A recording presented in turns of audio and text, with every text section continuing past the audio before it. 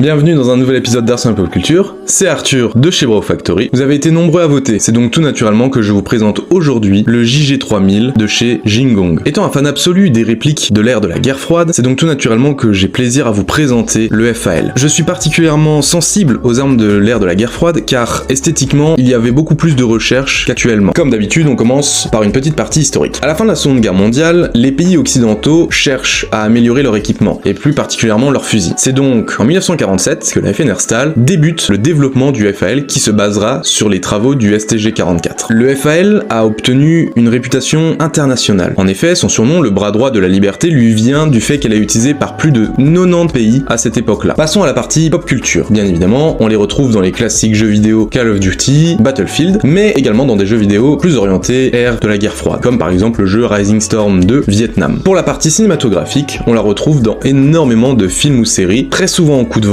et la plupart du temps dans les mains de mercenaires ou de forces de guérilla. Si la vidéo t'a plu, n'hésite pas à la liker, mets ton plus beau commentaire pour me dire si tu as déjà joué avec une réplique des FAL, ou alors dans quel film ou jeu vidéo tu l'as vu. Quant à moi, je te dis à la prochaine.